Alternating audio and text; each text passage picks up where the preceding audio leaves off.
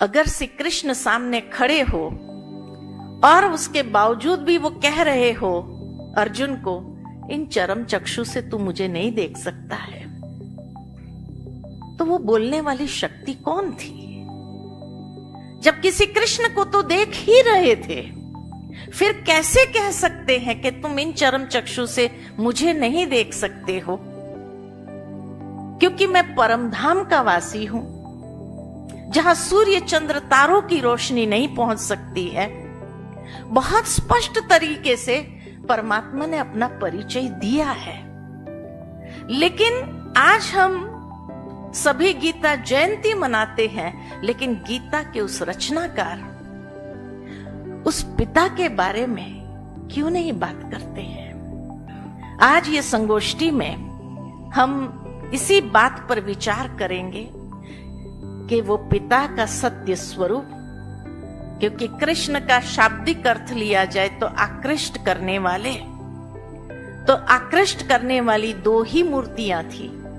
एक तो श्री कृष्ण की, जो शारीरिक स्वरूप में साकार स्वरूप में थी, और दूसरी जो निराकार स्वरूप में, जो हजारों सूर्य से तेजोमय स्वरूप देखा अर्जुन ने और कहा बस करो, ये तेज मैं सह नहीं पा रहा हूं। तो वो निराकार तेजोमय स्वरूप,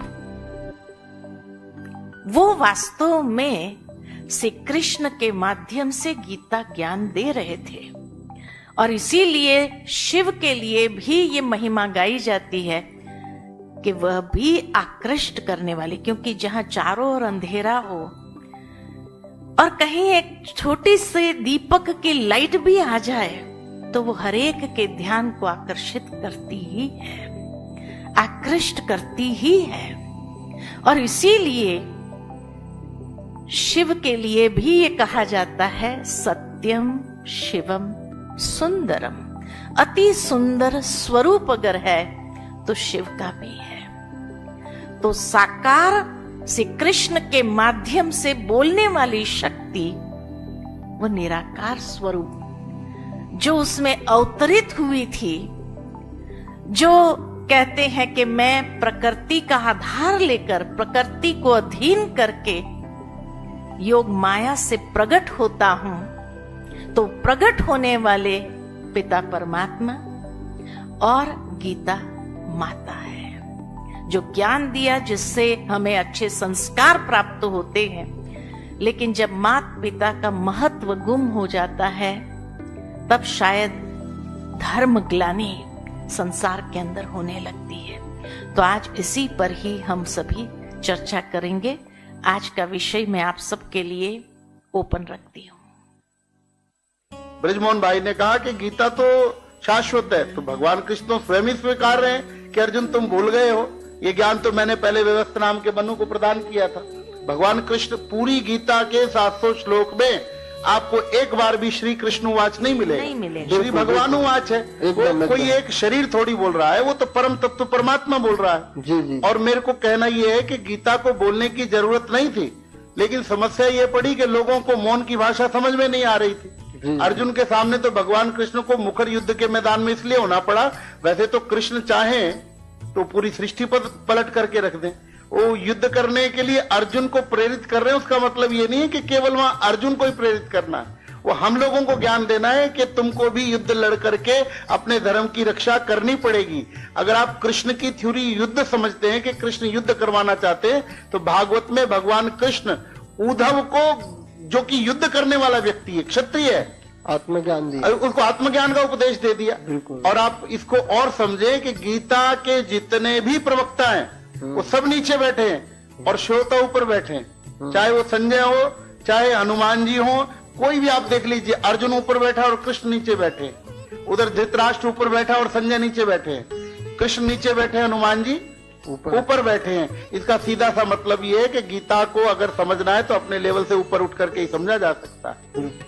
समस्या एक छोटी सी और मुझे आपके कहने से याद आ गई जी, मेरे साथ रोज होता है ये। मैं भागवत करने जाऊं तो लोग मुझे कहते हैं महाराज आप भगवत गीता करने आए हो। उनको भागवत का और भगवत का ही पता नहीं है कि भागवत क्या है और भगवत क्या है। तब उनको समझाना पड़ता है कि भगवान ने जो किया उसका नाम भागवत है, और भगवान ने जो कहा उसका नाम भगवत गीता है। क्या किया और क्या कहा, उन दोनों का भेद भी नहीं लोगों को पता है। कई गीता में ये वर्णन आया है कि ये जो युद्ध हुआ है, ये युद्ध संकेतात्मक है, कोई हिंसात्मक नहीं है। हमारे स्वामी अर्गलानंद जी ने यथार्थ गीता लिखी है, उसमें स्पष्ट उन्होंने लिखा है कि भगवान किसी का खून बहाना किसी को सलाह नहीं देगा कि अर्जुन को कि उठाओ तलवार और मार दो इन सबको। ये भगवान का विषय नहीं है। भगवान ज्ञान के द्वारा, आज मैंने सुबह एक प्रवचन में बोला था, देह एव कुरुक्षेत्रम, जी जी बिल्कुल, युद्ध यत्र दिवानिश, वो इसी संदर्भ में बोला था। बिल्कुल बिल्कुल। लेकिन नहीं, यहाँ पर अर्जुन और कृष्ण को हम देखते हैं, जो जहाँ जहाँ गीता होती भी है तो वीर रस भरा जाता है कि यदि विधर्मियों को मारना है तो उठो अर्जुन, जागो, मतलब शस्त्र उठाओ और मारो।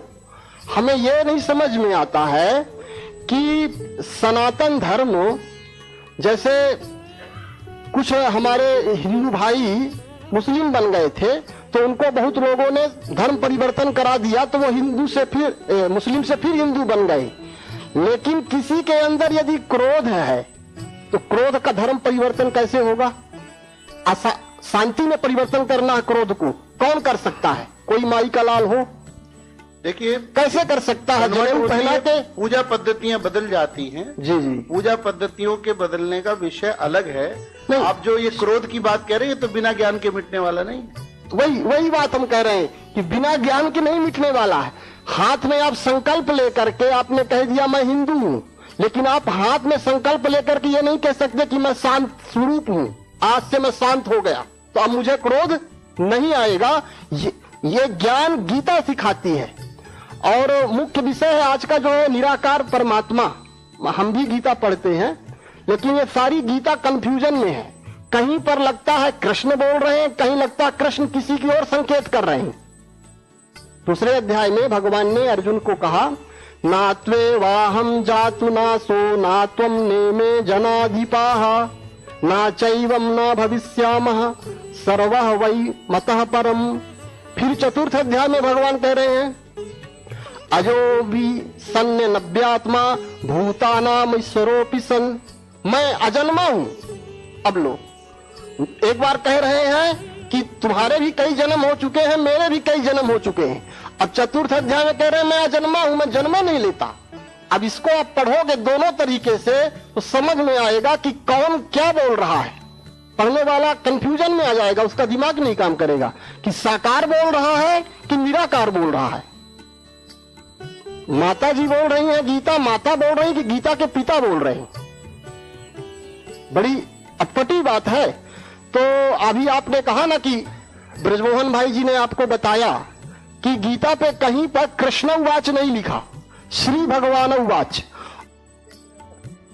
भगवान ने चौथे अध्याय में जब पूछा गया कि आप ये उत्तम रहस्यपूर्ण योग पहली बार कह रहे हो या पहले भी किसी को कहा है, और उस समय जब भगवान ने कहा गीता के अंदर कि मैंने सूर्य से कहा, सूर्य से मनु को प्राप्त हुआ, वहां से इक्ष्वाकु को मिला, और फिर जब विवशवान हो जाते हैं तब मैं पुनः आकर के गीता का ज्ञान सुनाता हूं।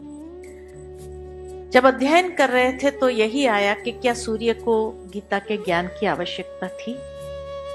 आवश्यकता तो मनुष्य को होती है, लेकिन जरूर है कि कुछ शब्द यहां मिसिंग है। क्योंकि जैसे वो बचपन में खेल कराते हैं कि बच्चों को गोलाकार में खड़ा कर देते हैं, एक के कान में कुछ कहानी कहते हैं, वो उसको दूसरे के कान में सुनानी, तीसरे के कान में, चौथे के कान, जब 10वें के कान तक आती है तो भी परिवर्तित हो जाती है।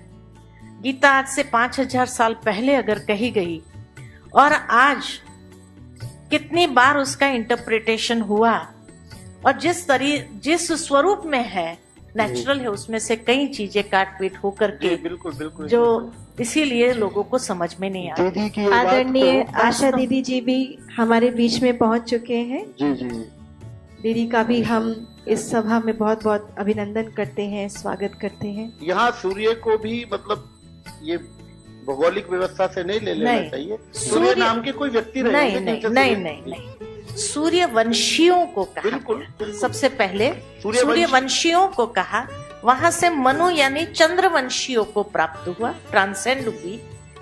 वहां से इक्ष्वाकु को मिला, यानी त्रेता अंत तक भी आई। फिर जो है मनु चंद्रवंशी कैसे? मनु चंद्र मनु को ही जो- मनु कहते हैं ना, चंद्र को ही मनु ऐसा नहीं। कहते हैं ना।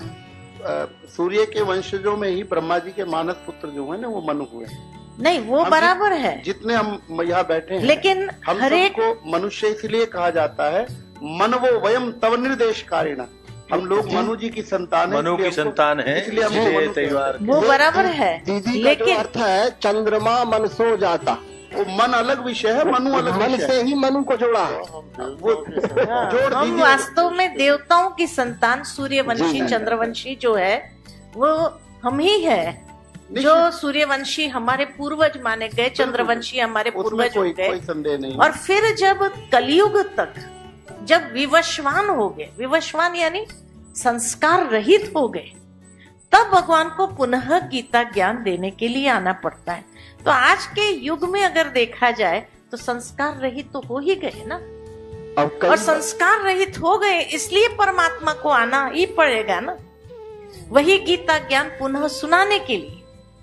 क्योंकि वेदों का ज्ञान तो नहीं सुनाएंगे, वेदों का सार सुनाया गीता के रूप में, तो वेदों का ज्ञान सुनाने के लिए या उपनिषदों का ज्ञान सुनाने के लिए, पुराणों का ज्ञान सुनाने के लिए भगवान नहीं आते।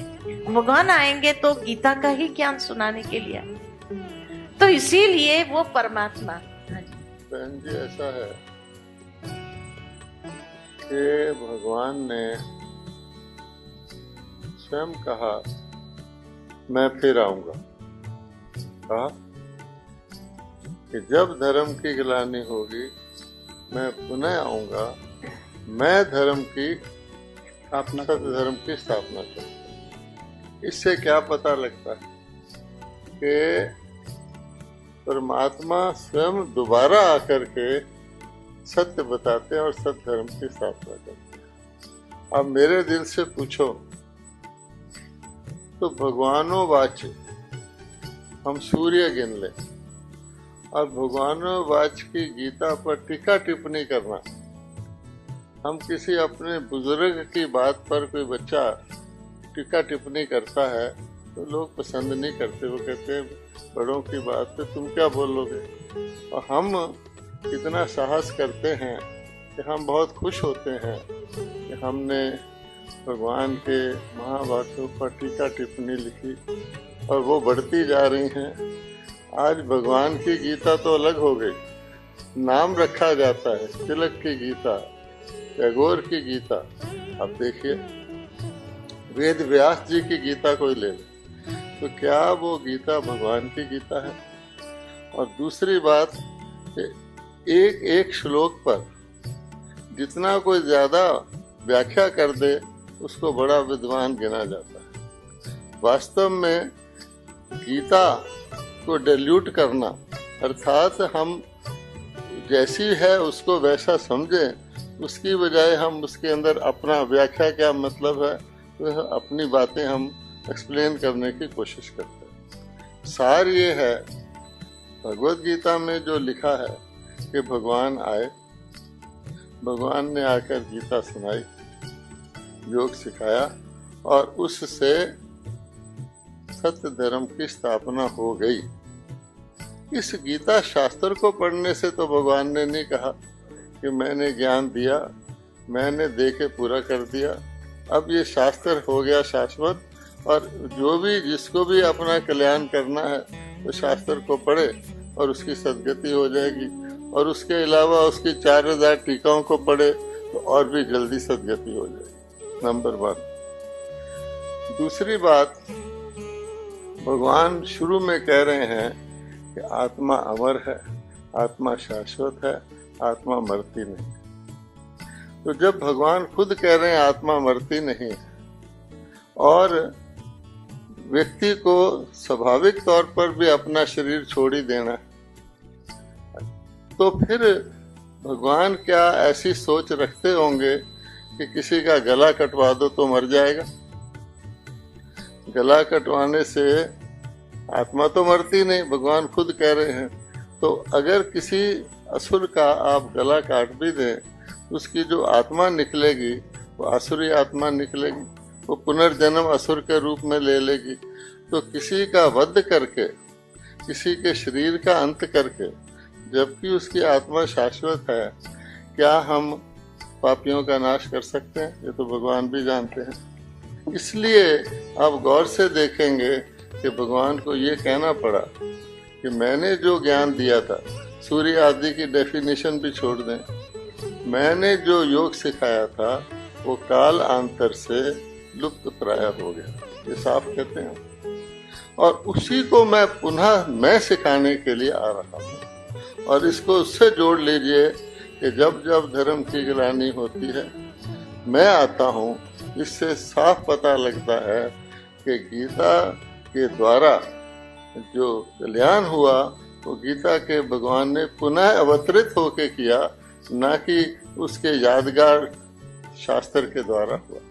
वेद व्यास जी की लिखी हुई भगवत गीता में बहुत सारी चीजें उन्होंने बहुत अपनी दिव्य बुद्धि प्राप्त करके साक्षात्कार करके लिखी है, लेकिन फिर भी उसमें एक बात का भी अगर आगे पीछे हो जाए, अब समय का ही ले लीजिए, भगवान ने आकर के अधर्म का विनाश करके सत्य धर्म की स्थापना की। अब चारों युगों को सामने ले आइए तो अधर्म का सबसे बड़ा युग तो कलयुग ही है।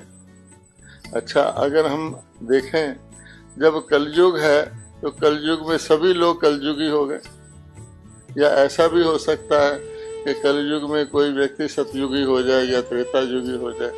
जब कलयुगी हो गए तो उसकी सब चीजें कलयुगी हो गई। अब उस कलयुग में उन चीजों का जिन्होंने कलयुग लाया है उनसे हम एक्सपेक्ट करें कि वो सतयुग ले आएंगी, वो तो हो ही नहीं सकता।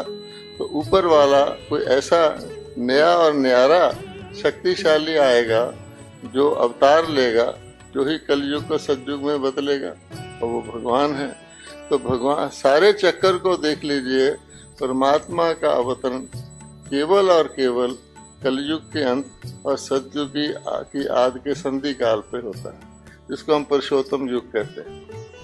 साबित होता है भगवान आए, उन्होंने कलयुग को खत्म किया और सब कलयुगी चीजों को खत्म किया।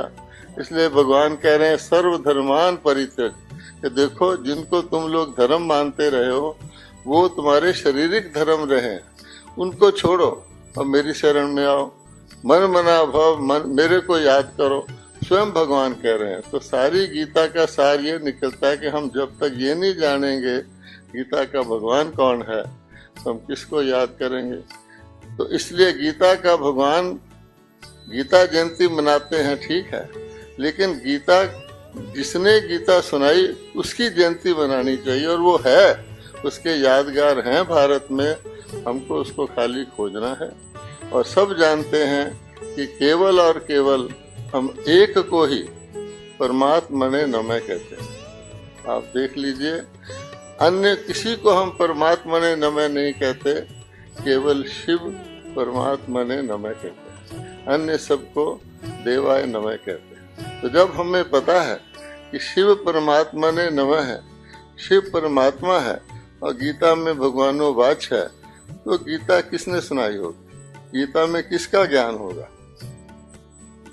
आप देख लीजिए, हम दिखाते हैं कि सागर में पीपल के पत्ते पर श्री कृष्ण जी आ रहे हैं। इसका तात्पर्य क्या है कि प्रलय के बाद, महाविनाश के बाद जो प्रथम सर्वश्रेष्ठ 16 कला संपूर्ण देवता, जिनसे उत्तम कोई देवता नहीं है, वो सागर में आ रहे हैं पत्ते पर, अर्थात नए कल्प वृक्ष का प्रारंभ कर रहे हैं। अब अगर श्री कृष्ण सागर में पीपल के पत्ते पर जन्म लेते हैं जो महाविनाश के बाद है, तो गीता तो महाविनाश से पहले सुनाई गई थी। तो जरूर उन्होंने ही अपने किसी पिछले जन्म में पिछले रूप में गीता सुनाई होगी। लोग हमेशा किसी की हाईएस्ट अचीवमेंट को यादगार बनाते हैं। मैं बीए पास करूं और एमए पास करूं तो मैं अपना सर्टिफिकेट MA का ही लगाऊंगा। तो परमात्मा की सर्वश्रेष्ठ जो उपलब्धि है श्री नारायण के रूप में, श्री कृष्ण के रूप में, वो तो प्रारब्ध है। लेकिन उससे पहले कहा जाता है ब्रह्मा, ब्रह्मा का दिन, ब्रह्मा की रात हम कहते हैं। अब ब्रह्मा के द्वारा ही सबने कहा है, भगवान ने, शिव ने ब्रह्मा जी के द्वारा स्थापना की, शिव ने विष्णु जी के द्वारा पालना करवाई, शिव ने महादेव शंकर जी के द्वारा विनाश कराया, शिव के ऊपर त्रिपुंडी भी लगाते हैं। और हमारे देश में तो कश्मीर से लेकर कन्याकुमारी तक यहाँ ही बहुत से महात्मा आए हुए हैं। मैं उज्जैन से आया हूँ, मैं महाकाल के स्थान से आया हूँ, मैं वाराणसी से आया हूँ, मैं शिव काशी से आया हूँ, अमरनाथ से लेकर रामेश्वरम तक श्री राम के भी ईश्वर शिव को कहा गया है। तो क्यों नहीं हम ये समझते कि परमात्मा की अगर भगवानोवाच गीता है तो परमात्मा शिव ने कभी अवतरित होकर सुनाई होगी। और शिव की रात्रि हम हर वर्ष मनाते हैं, शिव की रात्रि मनाते हैं, ब्रह्मा की रात्रि मनाते हैं और देवियों का भी नवरात्रा मनाते हैं। अगर हम इस लिंक को समझ जाएं कि शिव ने जन्म नहीं लिया, परमात्मा अवतरित होते हैं, शिव ब्रह्मा के शरीर रूपी रथ पर अवतरित होकर के ज्ञान गंगा बहाते हैं और ये अज्ञान रूपी रात्रि को दूर करते हैं। तो हमारे यहाँ तो कथा भी है कि शिव से गंगा निकली थी, जिसको भागीरथ शंख बजाते हुए लाए थे। तो भागीरथ को हमने राजा कहा है। शंख बजाने का क्या अर्थ है कि शंखनाद यानी मुख से शिव ने भागीरथ ब्रह्मा, भागीरथ का मतलब होता है भाग्यशाली श्री रूपी रथ।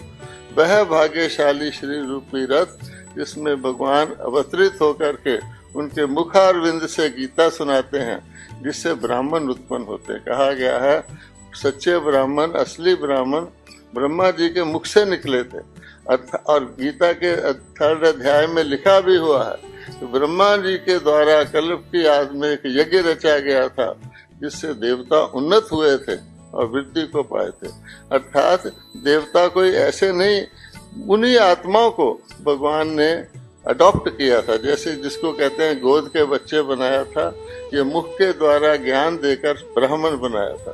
और उन ब्राह्मणों का नाम भी ब्रह्मा पुत्रियां, ब्रह्मा कुमार और ब्रह्मा कुमारियां हैं, जो शिव संदेश सुनाते हैं। और सरस्वती जी को ब्रह्मा की बेटी कहा गया। सरस्वती के पास ज्ञान कहाँ से आया? जब ज्ञान के सागर परमात्मा है, ब्रह्मा के हाथ में शास्त्र दिए, ब्रह्मा के पास ज्ञान कहाँ से आया? तो शिव से ही। तो शिव परमात्मा ने ब्रह्मा को भी अडॉप्ट करके, यानी एक ऐसे रथ को लेकर उसको भाग्यशाली रथ बनाया, उसके द्वारा मुख से ज्ञान सुनाया और उस ज्ञान का वितरण भगवान ने मातृशक्ति के द्वारा कराया, जिनको हम ज्ञान गंगाएं कहते हैं, जिनके नाम पर भारत की नदियों के नाम हैं। वो ज्ञान अमृत खुद भगवान ने सुनाया। उसका सबूत है कि कलयुग के बाद सतयुग आता है। इम्पोर्टेंट चीज ये है, ऐसे नहीं कि 31 दिसंबर के बाद 1 जनवरी आ गई, बीच में एक संधि काल आता है जिसको हम संगम कहते हैं, जो अभी हम जाके कुंभ का मेला मनाने जा रहे हैं। तो संधि एक काल है जिसको कल्याणकारी पुरुषोत्तम युग कहा गया। उस युग में परमात्मा पुरुषों को उत्तम बनाते हैं, अर्थात देवता बनाते हैं। कहने का भाव ये है, हम लोग मानव हैं। मानव दैवी विद्या को अपने आप नहीं जान सकता। हमारे ऋषि मुनि कह गए थे कि नेति ही नेति, ये मनुष्य आत्माएं अल्पज्ञ हैं, अपनी बुद्धि से ईश्वर को नहीं जान सकते। उसकी गतमत सिख लोग भी कहते हैं, तुम्हारी गतमत तुम ही जानी। अगर धरती पर ईश्वरी ज्ञान और ईश्वरी योग कोई सिखाता है तो स्वयं भगवान आके सिखाता है, उस समय ही अवतार होता है। वरना आप देख लीजिए, हमने युद्ध को हिंसक युद्ध बना दिया। हिंसा परमो धर्म की स्थापना करने जा रहे हैं और हमने बकायदा तौर पे हिंसक युद्ध बना दिया और सचमुच तीर कमान आदि दिखा दिए। क्या हिंसा के द्वारा हिंसा स्थापित हो सकती है? आज भी हम देखते हैं, कई महात्मा कहते हैं हमारे धर्म को खतरा है, हम शास्त्र के साथ शस्त्र भी उठाएंगे। क्या शस्त्र ऊंची चीज है या ज्ञान ऊंची चीज है? क्या शस्त्र उठाना सेनाओं का काम है, गवर्नमेंट का काम है? और आज के जमाने में जब परमाणु शस्त्रों का समय है, हम कौन सा शस्त्र उठा के किसके साथ लड़ना चाहते हैं? और मैंने बताया जब आत्मा अमर है तो किसी भी दुष्ट का नाश उसके शरीर के वध से नहीं हो सकता है, तो फिर दुष्ट आत्मा पैदा हो जाएगा। तो भगवान ने आके दुष्टता का नाश करवाया था। गीता पढ़ लीजिए। सबसे पहली बात है काम महाशत्रु है। भगवान कहते हैं तुम्हारे अंदर तुम्हारा दुश्मन है, आत्मा अपने अंदर अपना मित्र शत्रु है। तो काम विकार को भगवान ने नरक का द्वार बताया है, महाशत्रु बताया है। और आज द्वापर से लेकर जो हम हिंदू कहलाते हैं वो हम इसीलिए कहलाते हैं कि हम देवता नहीं कहला सकते। हम वास्तव में मनु के वंशज नहीं हैं, हम देवी देवताओं के वंशज हैं। हमारे नाम देवी देवताओं के ऊपर है। आप देख लीजिए, मंदिरों में जाके देखिए, देवी देवताओं की मूर्तियां हैं। मूर्तियां इसलिए हैं कि चैतन्य में देवी देवता नहीं रहे। इसलिए जो मनु है, जिसको हम कहते हैं कि उसके हम वंशज है, वो तो बाद की बात है। सचमुच हम मनु के वंशज हैं, क्योंकि हम अपने आप को देवताओं के वंशज कहलाने के लायक नहीं रहे। हम शर्माते हैं, उनकी मूर्तियां रखते हैं, लेकिन कर्म नहीं करते। तब भगवान कहता है कि युग के अनुसार हर चीज सही है, कोई चीज गलत नहीं है। हमें ये नहीं भूलना चाहिए कलयुग है। भगवान कलयुग के अंदर संगम युग बनाते हैं, जिसको अलौकिक युग कहा जाता है, जिसमें वो आके ज्ञान देते हैं और उस ज्ञान से हमारी एक रस बुद्धि हो जाती है। हम सनातनी लोग शास्त्र से ही न्याय लेते हैं कि हमारे श्रेष्ठ लोगों ने जो शास्त्र दिए, यही बात है। उसके इतर हम लोग कुछ स्वीकारते नहीं, हम लोग शास्त्र को ही स्वीकारते। इसीलिए क्या हुआ था, जब भगवान आए थे तो भगवान ने कहा कुछ, और हम लोगों ने कहा हम तो शास्त्र को मानते हैं। और शास्त्र को मानते हैं, अगर ब्रह्मा जी भी उतर आएंगे, हम जो शास्त्र कहेगा वो ही करेंगे। और नतीजा क्या हुआ कि हमारे द्रोणाचार्य जी, कृपाचार्य जी, सारे स्वामी, देखिए भगवान जब आए थे तो उन्होंने कहना शुरू किया कि नहीं, शास्त्र में ऐसा नहीं लिखा है, शास्त्र में ऐसा नहीं लिखा है, शास्त्र में ऐसा। और इसीलिए भगवान को कहना पड़ा कि वेद से, गौर से सुनिए, वेद से, अध्ययन में सारे शास्त्र आ जाते हैं। जो हम कर रहे हैं उससे तो हम कलयुग में आ गए। वेद से, अध्ययन से, जप से, दान से, क्रियाओं से आदि से मेरी प्राप्ति नहीं होती। भगवान को क्यों कहना पड़ा कि जब वो आए उन्होंने देखा कि हम लोग बहुत मेहनत कर रहे हैं, हम लोग यही कर रहे हैं, क्योंकि और कोई, जब सूर्य नहीं रहता तो बत्तियां जगाई जाती हैं, क्योंकि काम चलाना है। तो इसलिए हम कहते हैं कि हमारे संतों ने, महात्माओं ने, शास्त्रों ने, मुनियों ने भारत को कायम रखा है। लेकिन वो जो भगवान का बनाया हुआ भारत है वो भगवान ही बनाएगा ना, हम थोड़ी बना सकते हैं। ये हमें देखना पड़ेगा। और अब शुभ अवसर है, क्योंकि वो काल के चक्र के अनुसार अब कलयुग का अंत आ गया है। शास्त्र की गंभीरता समझना बिना गुरु के संभव नहीं है क्या? ज्यादातर क्या है, स्वयंभू गुरु बहुत है, और स्वयंभू गुरु होने के कारण से शास्त्र अपनी मति के अनुसार है उनका। स्वामी जी ये बताइए, शास्त्र एक होता है। श्रीमद् भगवद गीता कहती है कि भगवानोवाच का शास्त्र है, भगवद गीता के बाद अन्य किसी शास्त्र की आवश्यकता नहीं है, भगवानोवाच का है। जैसे बड़े जलाशय को पाने के बाद छोटे जलाशय की आवश्यकता नहीं रहती, भगवद गीता के बाद किसी शास्त्र की आवश्यकता नहीं। हम आपसे सहमत हैं, लेकिन ये बताइए कि भगवद गीता के बाद हम लोग अन्य शास्त्रों को क्यों गीता के शास्त्र नहीं जब सूर्य निकल आता है, आप आए नहीं थे, ठहरिए, उससे पहले इस विषय पे चर्चा हो चुकी। मुझे पूरा कर। हाँ चलिए ठीक। भाव ये है, अगर हम शास्त्र को लें, सर्वशास्त्र मणि शिरोमणि भगवत गीता है, उसी को हम लोग अगर सारे, और ईसा को छोड़ दीजिए, ब्रह्मा कुमारी को छोड़ दीजिए, सबको छोड़ दीजिए, शास्त्र अगर उस शास्त्र में वही गीता का ज्ञान भगवान का था तो सूर्य निकला हुआ है, उसको कोई चिराग दिखा नहीं सकता। हम खुद भारतवासी वेदों को, उपनिषदों को हमसे पूछा जाए आपका धर्म ग्रंथ कौन सा है, हर धर्म वाले का एक ग्रंथ होता है, उस ग्रंथ का कहने वाला होता है जिसने वो धर्म स्थापित किया। हम कहते हैं हमारा धर्म परमेश्वर ने स्वयं स्थापित किया, ओके, उन्होंने जो कहा गीता में है, ओके। अब उसके बाद हम उस धर्म को मानने वाले, गीता को मानने वाले, हम अगर ये कह दें कि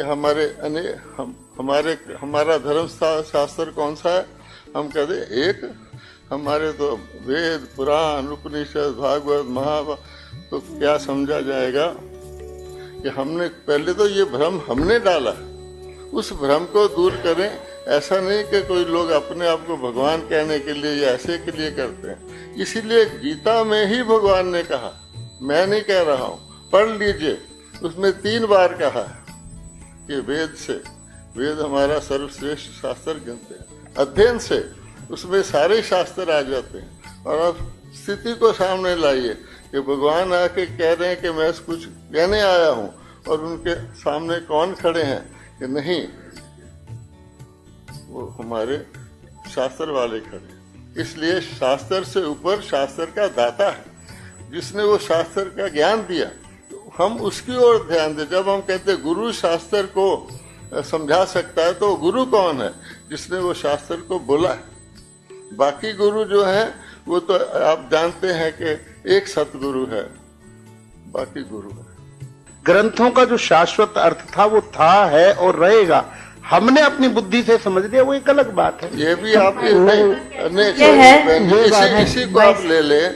अगर कोई चीज जैसी है हम उसको समझ ही नहीं पाते, हम कहते हैं कि सत्य तो एक है, हर एक अपनी बुद्धि से उस सत्य का इंटरप्रिटेशन कर रहा है, तो फिर सत्य को तो नहीं समझ पाया। तो अपनी बुद्धि से ही, मन मत से भाई साहब का भाव ये है कि हर धर्म का अपना धर्म ग्रंथ है। सनातन धर्म का धर्म ग्रंथ कौन सा है? क्या वेदों को कहे, उपनिषदों को, कि एक होना चाहिए ना। जब तक हम एक नहीं होंगे, गीता में ही 15वें अध्याय का पहला श्लोक है, ऊर्ध्वमूल मद शाखा मश्वत्थ प्राहुरभ्यम छंदांस यस्य परणानि यस्सं वेद सवेद। गीता में ही लिखा है ना। जी जी। लेकिन अभी जो भ्राता जी ने कहा कि पूरे विश्व में हर तीसरा व्यक्ति ईसाई है, पूरे विश्व में हर 5वां आदमी मुसलमान है, और पूरे विश्व में हर 10वां आदमी सनातन धर्मी है। मतलब 1/3 हिस्सा ईसाइयों का। क्यों? उनके पास एक ताकत है। मुसलमान दूसरे नंबर में इस्लाम क्यों है? उनके पास भी एक पावर है, एक धर्म, एक पुस्तक, एक परमात्मा। हम लोग 10वें नंबर में। क्यों? क्योंकि हम ही अभी देख रहे हैं। उसका कारण समझिए, बाकी सभी जगह लिखा है कि परमात्मा ऐसा ही है, और हम सनातनी कहते हैं कि परमात्मा ऐसा भी है। बस उसका कारण ये है जी। जब तक हम उस बीज को नहीं पकड़ेंगे, आज इसीलिए भाई मुसलमान लोग एक है क्योंकि एक अल्लाह को मानते हैं, वो जीसस को या गॉड इज लाइट मानते हैं।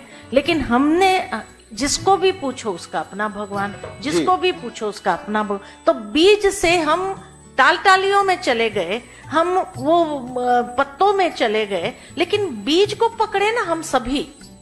अगर बीज को पकड़ेंगे कि परमात्मा जो बीज है, आपकी बात से कहीं कोई किसी का दिक्कत नहीं है समझने में। लेकिन प्रत्येक व्यक्ति हमारा बीज भगवान भोलेनाथ को सब मानते हैं, आप भी मानने, हम सब लोग भी मानने वाले हैं रहे। और ये भी मानना है कि गीता जो है अनेकों ग्रंथों का समावेश है।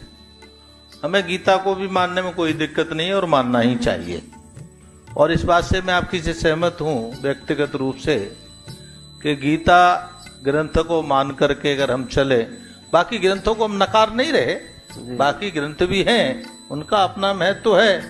लेकिन ये बात कहीं तक भी ठीक है कि गीता को हम प्राथमिकता दे करके चले तो हमारा सनातन का धर्म ग्रंथ है। आपकी बात में भगवान के महावाक्य, आपकी बात में इतना दम है। मैं एक छोटी सी बात और कहूँ, मैंने महाभारत भी पढ़ा है। गीता जैसी अभी आज अवेलेबल है महाभारत में वैसी गीता का वर्णन ही नहीं। उसमें 745 श्लोक थे जो पुराने। अगर आप गीता में महाभारत के युद्ध पर्व को उठा करके देख लीजिए, कुल 142 श्लोक हैं।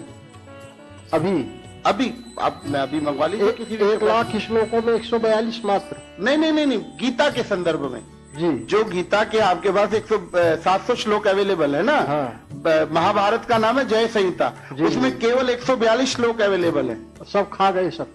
वो खा नहीं गया, वो ये भाई जी ने कहा ना कि अपनी अपनी चीजें जोड़ते चले गए। मैंने इसीलिए तो कहा कि इसमें थोड़ा सा देख लीजिए आप। गीता प्रेस में ऐसा है।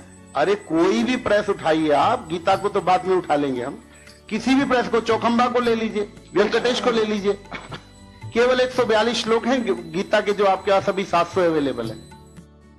भावार्थ ये है कि शास्त्र से ऊपर शास्त्र का सुनाने वाला है। हम इसलिए सारी बात कह रहे हैं और कोई हमारा भेदभाव कर नहीं, भेदभाव नहीं, सुनिए, हम है। इसलिए कह रहे हैं कि आखिरकार भगवान ने गीता सुना के क्या कहा कि हमको क्या करना है। उन्होंने कहा कि देखो तुम आत्मा, पावन आत्मा मैं तुम्हें बना के दिया था, मैंने तुम्हें देव आत्मा बनाया था, अहिंसा पर चलने वाली आत्मा बनाया था। और अहिंसा का डेफिनेशन भगवान ने दिया जिसमें 5 विकार नहीं है, काम क्रोध लोभ मोह अहंकार। काम क्रोध लोभ नरक के द्वार हैं, मोह अहंकार को जोड़ के बाद ही व्यक्ति नष्टो मोहा बनता है। मैंने तुम्हें निर्विकारी पावन देवता बना के सर्वगुण संपन्न छोड़ा। अब तुम जन्म लेते लेते लेते लेते सांवरे गोरे कृष्ण भी बने, सांवरे कृष्ण भी बने, ब्रह्मा के दिन में भी रहे। अब तुम हो तो वही आत्मा, परंतु तुम्हारे अंदर ये काम क्रोध लोभ मोह अहंकार का विकारों का आवरण आ गया, तुमने अपने आप को दे माना। अब भगवान कहते हैं जो भी ज्ञान सुनाते हैं, इस विकारों की जो अंदर तुम्हारे आई है कमजोरी, उसको एकमात्र ज्ञान से दूर नहीं हो सकती। मुझे कोई कह दे तू विकार छोड़ दे, मुझे समझा दी बे, मेरे में शक्ति चाहिए। तो भगवान फाइनली क्या कहते हैं कि मन को मेरे में लगाओ, अन्य सब अपनी पद्धतियां छोड़ो, तो मैं तुम्हें सर्व पापों से मुक्त करूंगा। ये मेरा वायदा है। मेरे साथ योग लगाओ। योग का अर्थ वो आसन नहीं है, अर्थात मन को मेरे साथ लगाओ। अब गीता में ज्ञान योग, भक्ति योग, कर्म योग, वैराग, ये एक ही योग की भिन्न भिन्न डायमेंशन है, ये कोई अलग नहीं है। खुद कह रहे हैं कि सबसे आसान भक्ति योग है, ज्ञान योग सबसे मुश्किल है।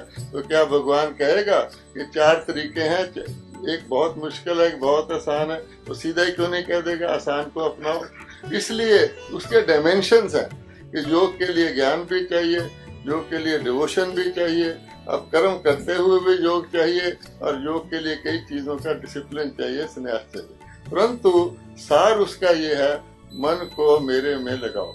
तो मन तो आत्मा में है, तो आत्मा को परमात्मा में जोड़ना यही योग है, और उसके लिए परमात्मा को जानना आवश्यक है, और परमात्मा का ज्ञान परमात्मा स्वयं ही देते हैं। तो सारी बात का सार ये निकलता है कि गीता के भगवान कौन है। बस ये हमको पता लग जाए और सब एक मत हो जाए, उसके यादगार भारत में है, तो हम उसको याद करें, आत्मा बन के तो बात खत्म। बाकी चीजें हमने खुद अडॉप्ट की हैं। जैसे जैसे वृक्ष बढ़ता जाता है, शाखाएं उपशाखाएं निकलती जाती, इसमें कोई किसी का दोष नहीं है। कलयुग में आके ये सब चीज होनी है। लेकिन अब वो कहते हैं कि एक जगह जाना है, आत्माओं के लोक में जाना है, परलोक में जाना है, मैं वहीं से तुमको लेने आया हूँ। सारे महाभारत का अर्थ क्या है कि पतित दुनिया से, पतित शरीरों से छुड़ाकर आत्मा तो जिंदा रहती हैं, आत्मा को शुद्ध करके मैंने ले जाना है। और शुद्धिकरण स्वयं करोगे, उसके लिए योग लगाना है। योग शिव से लगाना है। शिव को हम सदा शिव कहते हैं। शिव कभी इस दुनिया में नहीं आते। देवता पावन बनते हैं, पतित भी बनते हैं। शिव पतित पावन है, वो पतितों को पावन करने वाला है, इतना ही फर्क है। इस बात को हम लोग अनुभव करते हैं। हम चाहते हैं कि हम सब एक मत होकर, क्यों नहीं हम कहते कि शिव ही परमात्मा है। जबकि कश्मीर से कन्याकुमारी तक राम के पिता शिव को कहा गया, जो रूपेश्वर शिव को कहा गया। आज जहाँ मस्जिद है उसके नीचे से शिवलिंग ही निकलता है। कई लोग अपने आप को भगवान कहते हैं, वो भी शिवो हम ही कहते हैं, शंकरो हम नहीं कहते। हम शिवरात्रि कहते हैं, शंकर रात्रि नहीं कहते। उस शिव एक परमात्मा को, कल्याणकारी को हम क्यों नहीं कहते? वेद में शिव को आपने बिल्कुल ठीक कहा, शिव को निराकार कहा है और शंकर को साकार कहा है। हाँ। शंकर जी हमारे यहाँ अगर शिव के स्वरूप देखेंगे, शिव पुराण में भी दो है, हमारे यहाँ नहीं, एक सकल और निष्कल। हमारे यहाँ नहीं, ये नहीं, मैंने मेरे यहाँ नहीं कहा ना, मैंने हमारे कहा ना, आपको साथ लेके कहा है ना मैंने। हमारे का मतलब आप अपने को अलग कैसे कर रहे हैं? हाँ। मैंने मेरे यहाँ थोड़ी कहा, हमारे यहाँ कहा है। हम तो दोनों एग्रीड हैं। आप अलग करें, मैं तो हमारे ही शब्द हम प्रयोग कर रहा एग्रीड हूँ। हैं कि शिव, मैंने तो हमारा प्रयोग किया, व्याकरण में बहुवचन में हमारा शब्द प्रयोग होता है। नहीं, जब हम- ये बात इसलिए आ रही है कि बाहर संदेश जो ऐसा है कि ब्रह्म कुमारी जी का जो व्यवस्था है सब अलग है, उनका भगवान भी अलग है, बताओ। उनकी युग व्यवस्था भी अलग है, उनके शास्त्र व्यवस्था भी अलग है। ये जो यहाँ बात है ना, अलग की बात ये है। संसार का प्रकटीकरण हो रहा है, यहाँ पर साक्षात्कार हो रहा है। इसलिए ये बात तो जो स्वामी जी कह रहे हैं, शिव शंकर का अंतर जो है वेदों में अरे स्पष्ट बिल्कुल है, रूप से क्यों नहीं है? सकल और निष्कल रूप की चर्चा है। बिल्कुल बिल्कुल। शिव पुराण में सकल रूप को और निष्कल रूप को व्याख्यान दिया गया है। पूरे ब्रह्मांड को जो है शिव रूप कहा गया है। और अगर हम कहते हैं कि भगवान जो है धर्म की संस्थापना के लिए आने ही वाले हैं, तो हमको तो भी डरने की जरूरत ही नहीं हो। तो आएंगे, एक 5,000 साल में एक झाड़ू मारेंगे कि सब साफ हो जाएंगे। वो तो कि ना बराबर कटेंगे है, आएंगे, ना कटेंगे आएगा, ना हम एक है ना हम सेफ है, कोई बात आने की। वो तो बराबर है, लेकिन मुक्ति के लिए मुक्तिदाता के पास जाना पड़ता है। बिना मुक्तिदाता के मुक्ति प्राप्त नहीं होती। व्यक्ति अपने आप से, जो जेल में जैसे बंद होता है, तो अपने आप मुक्त नहीं हो सकता। बाहर वाले कोई को आकर के जेल का दरवाजा खोलना पड़ता है और मुक्त करना पड़ता है। ठीक इसी तरह परमात्मा मुक्तिदाता है। अगर आत्मा स्वयं ही मुक्त हो जाए गीता पठन से, तो मुक्तिदाता की कोई वैल्यू ही नहीं रहे। हाँ, नहीं, परमात्मा आकर के जब मार्ग दर्शाएगा, तब पुरुषार्थ हमारा स्पष्ट होगा कि किस दिशा में हमें पुरुषार्थ करके आगे बढ़ना है। बहुत बहुत एक छोटी सी बात धन्यवाद। पूछनी थी कि हाँ। परमात्मा हमेशा उसी रूप में आएगा कि बदल बदल के भी आएगा? ऐसा है कि जैसे आप भाई ने कहा कि भाई परमात्मा अवतरित होते कभी राम के रूप में, कृष्ण के रूप में, ऐसे नहीं होता है। ये सब दिव्य आत्माएं हैं। दिव्य आत्माओं का भी अपना अस्तित्व है जो इस संसार में आती है, और तब देवी देवताओं का भी हर एक का अपना अस्तित्व है। परमात्मा के लिए जो कहा गया, यदा यदा ही धर्मस्य, के अति धर्म ग्लानि के समय ही भगवान इस संसार में अवतरित होते हैं। किसमें होते हैं? तो 7वें अध्याय में कहा, मैं अति साधारण रूप में आता हूँ, जिस कारण मूढ़मती मनुष्य मुझे पहचान नहीं सकते हैं। कोटों में कोई में भी कोई विरला मेरे यथार्थ स्वरूप को जान करके मेरी शरण को ग्रहण करता है। अर्थात ये स्पष्ट है कि श्री कृष्ण के जो नर स्वरूप है, कलयुग के अंत में जो नर स्वरूप, अनेक पुनर्जन्म लेते लेते लेते लेते, जब कहा दूसरे अध्याय में तेरे भी बहुत पुनर्जन्म है, मेरे भी बहुत पुनर्जन्म है, तो अनेक पुनर्जन्म लेने के बाद जब कलयुग के अंत में वो साधारण नर स्वरूप में आ जाते हैं, तब परमात्मा उसी के तन में अवतरित होते हैं और गीता का ज्ञान पुनः देते हैं, क्योंकि गीता प्राय लोप हो जाती है। जैसे ही कलयुग समाप्त होता है, सतयुग की दुनिया आ जाती है, तो सतयुग में तो गीता की आवश्यकता ही नहीं रहती है, और इसीलिए जो है ज्ञान प्राय लुप्त हो गया। जब मनुष्य फिर विवशवान होते, तब परमात्मा को आने की आवश्यकता पड़ती है। तो साधारण नर, और इसीलिए कहा गया नर ऐसी करनी करे जो नर नारायण बने, यानी वो नर स्वरूप ही पुरुषार्थ से नारायण बनता है। जो भाई साहब ने कहा कि फिर विनाश के बाद जो है पीपल के पत्ते पर श्री कृष्ण को दिखाया है कि संसार में फिर सतयुगी दुनिया के अंदर वो अवतरित होते। इसीलिए वो सतयुगी दुनिया को जब कहा जाता है, तो सतयुग जहाँ संपूर्ण सत्यता थी, और संपूर्ण सत्यता होने के कारण वहां राज्य किसका था? श्री लक्ष्मी, श्री नारायण का। इसलिए नारायण के साथ हमेशा शब्द जुड़ता है सत्यनारायण, कि जो सतयुग के राज्य करता थे। इसीलिए बाकी सबके ऊपर डिफेमेशंस है, लेकिन नारायण के ऊपर कभी कोई डिफेमेशन नहीं है। और वो श्री लक्ष्मी श्री नारायण का कंबाइंड स्वरूप वही विष्णु है। तो इसीलिए जो साधारण स्वरूप है, जिसके लिए कहा ब्रह्मा सो विष्णु, विष्णु सो ब्रह्मा, तो ब्रह्मा सो विष्णु, विष्णु सो ब्रह्मा कैसे बने? तो जरूर है कि साधारण स्वरूप कलयुग के अंत में वो नर स्वरूप जिसमें परमात्मा अवतरित होते हैं, उसका नाम दिया जाता है ब्रह्मा। ब्रह्मा यानी जो ब्रह्म से अवतरित हुआ है, पार ब्रह्म में रहने वाला ईश्वर। वो पार ब्रह्म में रहने वाला ईश्वर जब इसमें अवतरित होता है, तो ब्रह्म से जो अवतरित हुआ, शब्द बोलते ओम, जो कहा ओम का उच्चारण किया, और वो ओम के उच्चारण से ही ओम शांति सार स्वरूप में वो जीवन बनाए।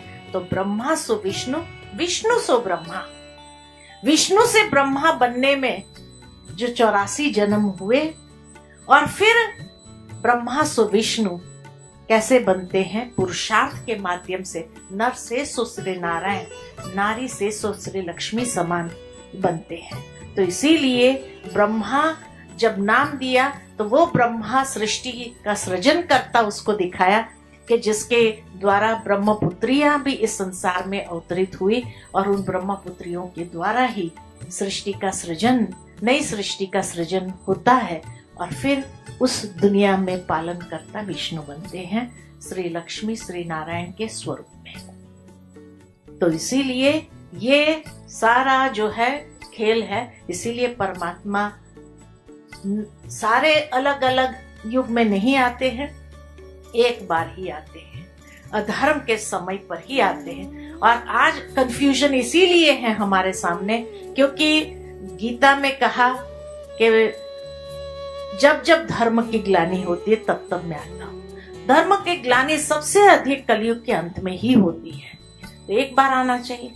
चलो युगे युगे कहा तो 4 बार आना चाहिए, फिर 10 अवतार दिखा दिए, फिर 24 अवतार दिखा दिए, फिर कहा कण कण में व्यापक है। तो कंफ्यूजन हमारा इसलिए क्योंकि हम एक मत पर नहीं ठहरे। किसी ने कहा 1 बार, किसी ने कहा 4 बार, किसी ने कहा 10 बार, किसी ने कहा 24 बार, किसी ने कहा आने की जरूरत ही क्या है, कण कण में व्यापक है, सर्वव्यापी है।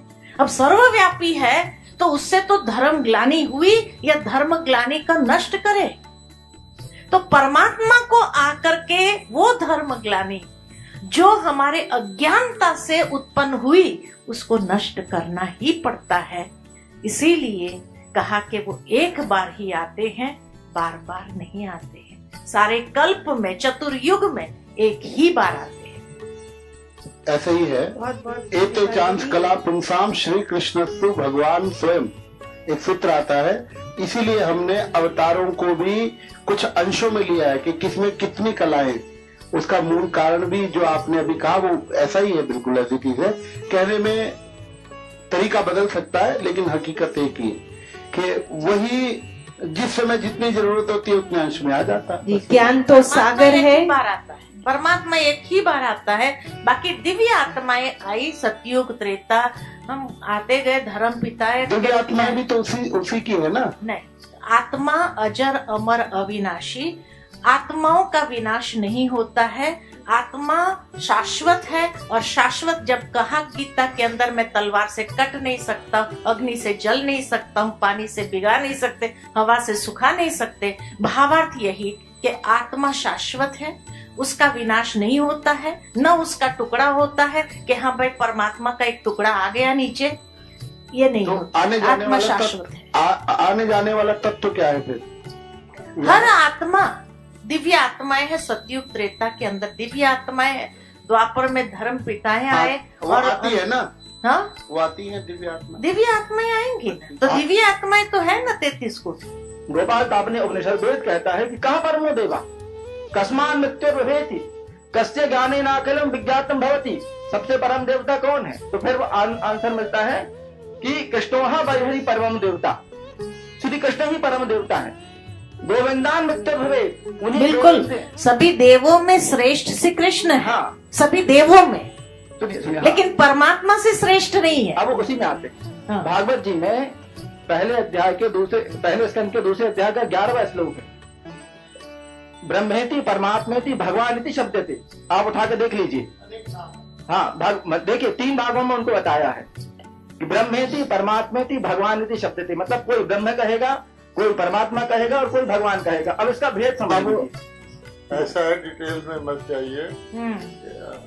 हम इस बात पे आने की कोशिश कर रहे हैं। देखिए, जो हमने डिस्कशन किया, हर एक को मुबारक हो। हम किसी का तरीका डिस्टर्ब नहीं करना चाहते। एक प्रश्न है कि परम पिता परमात्मा सर्व आत्माओं के पिता है, उनका जो भी कर्तव्य होगा वो सर्व आत्माओं के लिए होगा। हम ये समझते हैं कि एक राक्षस पैदा हुआ, भगवान ने एक रूप धारण करके उसको खत्म कर दिया। मान लो रावण को खत्म कर दिया, तो रावण की प्रजा जो थी वो कहाँ गई? तो हम ये मानते हैं कि मुक्ति कोई भी आत्मा स्वयं नहीं ले सकती। हमारा कर्म चक्कर ऐसा बन जाता है, हम अपने कर्मों के अच्छे या बुरे से पुनर्जन्म में आते ही रहते हैं। तो एक ऐसा टाइम आता है जब सारी आत्माएं कुछ भी करें वो दुखी होती है, उनके अंदर अल्प आयु उनकी घट जाती है, उनके आत्माओं के अंदर काम क्रोध घुस जाते हैं, पर एक के नहीं सबके। उसको कहा जाता है कलयुग। तो भगवान कहते हैं कि मैं सबका मुक्ति दाता हूँ, अर्थात जबरदस्ती ऐसे नहीं कि हम अंदर से पुकारते हैं, हे भगवान हमें मुक्ति दे दो, हे भगवान हमें मुक्ति दे दो। लेकिन अगर कोई पूछे तुम मुक्ति में जाना चाहते हो, हम कहते हैं हे भगवान मेरी आयु लंबी कर दो, हे भगवान मेरी आयु लंबी कर दो। इसलिए ड्रामा को अंत करना है, तो भगवान कहते हैं सर्व आत्माओं का मुक्ति मैं शरीरों से मुक्त करवा के उनको परम धाम में ले जाता। तो अब ये जो शब्द आप प्रयोग करते हैं, ब्रह्म एक लोक है। ब्रह्म एक लोक है जहाँ आत्माएं रहती हैं, जिसको हम परलोक कहते हैं। वो एक तत्व है, वो फैला हुआ तत्व है। ब्रह्म कोई चैतन्य भगवान नहीं है। ब्रह्म में रहने वाला जो शिव है वो आत्मा है, वो चैतन्य है। तो हम सब आत्माएं भी ब्रह्म लोक की रहने वाली है। हम ब्रह्म लोक से ही निराकार लोक से शाश्वत अपने अपने टाइम पर आते हैं। ये सब बात भगवान बताते हैं जो हमको पता लगती है, वो हम शेयर करना चाहते हैं कि हमारे अंदर जो अनेक बातें हैं कि अनेक रास्ते एक ही मंजिल पर ले जाते हम कहते हैं। अब आप सोचिए, अनेक रास्ते एक मंजिल पे ले जाते हैं, देखने में तो बहुत अच्छा लगता है। आप लंबे रास्ते से जाइए, छोटे से जाइए, लेकिन मंजिल पता है? अगर कोई कहे कि मंजिल 7वें आसमान पर है और कोई कहे मंजिल धरती के नीचे है और कोई कहे बाएं है और दाएं है और कोई कहे सब जगह मंजिल ही मंजिल है, फिर तो आप पहुंच चुके। इसलिए हमको देखना है कि सार्वजनिक व्यक्तिगत विषय नहीं है कि जिसने तपस्या की, जिसने कुछ किया भगवान के पास पहुंच गया। ये वन वे ट्रैफिक है। जब पेड़ उगता है तो पत्ते निकलते रहते हैं। जब लीन होता है तो सारी आत्माएं वापस जाती हैं। अब सृष्टि चक्र को देख लीजिए, आबादी धीरे धीरे बढ़ती गई है। ऐसे नहीं भगवान के अंश होके आ गए, द्वापर में रजोगुणी भगवान हो गए, कलयुग में तमोगुणी भगवान होके आ गए, ऐसा नहीं है। या भगवान अपनी हमारी रिक्वायरमेंट के मुताबिक भगवान कभी 16 कला में आ गए, ऐसा नहीं है। तो एक व्यक्तियों के लिए भी नहीं आते, उनके निश्चित है, बीज है वो। तो बीज या तो आद में होता है या अंत में होता है। बीज जब पेड़ सूख जाता है तो बीज का काम होता है, पेड़ निकलता है तो वो कहते हैं मैं इस मनुष्य सृष्टि का बीज रूप हूँ, उसकी वही जाने। हम केवल ये बताना चाहते हैं कि जो कुछ हम सुनते आए, करते आए, धर्म ग्लानि के चिन्ह देखने चाहिए तो हम देखें। 40,000 वर्ष कलयुग में अभी पड़े हैं या धर्म ग्लानि हो चुकी है या विनाश का समय सामने आ चुका है। और परमाणु शस्त्र जिसको हम मुसल कहते थे शास्त्रों में, वो मिसाइल्स तैयार हैं कि नहीं है, उसको देखते हुए उस परिप्रेक्ष्य में हम देखें। क्या हम इसी तरह शास्त्र पढ़ते रहेंगे, इसी तरह प्रार्थनाएं करते रहेंगे या वो समय दिखा रहा है, ये सब आत्माओं को अब परम धाम में जाना है। कई लोग कहते हैं हम वेट करते रहे भगवान के आने की, वो हमारी सदगति करेगा। ऐसा कुछ नहीं है। जब वो सदगति करके चले जाते हैं तो जरूरत ही नहीं रहती। जब हम थोड़े दुखी होते हैं तो हम खुद प्रयत्न करते हैं। ये मनुष्यों के प्रयास है, ये भी आवश्यक है। समय के अनुसार हर चीज आवश्यक है। अब समय कह रहा है कि भगवान कह रहे हैं कि सबके मुक्ति का समय है। ब्रह्मा को हम देवता नहीं कहते, उसको आदि देव कहते हैं, देवताओं की आदि में होने वाला। उसको हम प्रजापिता कहते हैं, जिनके द्वारा सतयुग की प्रजा रची गई।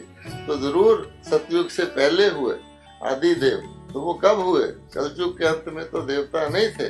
तो भगवान ने आकर के उनमें प्रवेश करके उनको और उनके द्वारा अन्य आत्माओं को, जो आत्माएं पावन बनी भगवान के मार्गदर्शन अनुसार, वो सतयुग में आती हैं। जो नहीं बनी वो भी मुक्ति को पाती हैं। इसलिए हमारे यहाँ मुक्ति और जीवन मुक्ति, गति और सदगति, दो शब्द प्रयोग किए जाते हैं। ये अंतकाल का विषय सारे मानव जाति का है, सारे समाज का है, क्योंकि व्यक्ति का नहीं है। इस व्यक्ति ने ऐसे कर लिया, वो हम लोग करते आए, लेकिन हमारे जाने का टाइम ही वापस का नहीं, तो हम कैसे जाएंगे? कोई भी आत्मा वापस नहीं गई है। कोई कह देते हैं ये ब्रह्मलीन हो गए, ऐसे हो गए। किसी ने आके नहीं कहा मैं ब्रह्मलीन हो गया। भगवान कहते हैं तो नियम है कि आत्मा को नीचे आना है, आना है, आना है, सतो रजो तमो में आना है। जब सब तमो में आ जाएंगी तो मैं उनकी मुक्ति करके उनको फिर सतो में ले जाऊंगा। बहुत बहुत धन्यवाद भाई साहब। समय की सीमा को देखते हुए हम इस संगोष्ठी को यहीं पर संपन्न करना चाहेंगे। और जैसे कि अभी सार में बात निकल के आई, जब सत्य एक है तो सत्य सुनाने वाला भी एक ही होगा, उसकी बात भी एक ही होगी, उसकी मत भी एक ही होगी। और जब उस एक को पहचानेंगे, उसकी मत पर चलेंगे, तो अपने आप गीता का महत्व बढ़ेगा, सर्वमान्य होगी। और उसको ही जीवन में उतारने के लिए परमात्मा 5000 वर्ष पूर्व की भांति पुनः इस समय हम सबके सम्मुख अवतरित हुए हैं, अपने मानवीय रथ का आधार लेकर के। इसलिए वो तो ज्ञान सागर है, उसको समझने के लिए ज्ञान सागर तो हम नहीं है, लेकिन जरूर समय देंगे तो उस सागर को भी हम समझ पाएंगे। और इसी के साथ परमात्मा का धन्यवाद करते हुए, उसकी स्मृति में हम 2 मिनट बैठते हुए इस संगोष्ठी को संपन्न करते हैं। और सभी संत महात्माओं का और राजयोगी जो हमारे बीच में है, महान विभूतियों का हम बहुत बहुत दिल से धन्यवाद करते हैं। ओम शांति।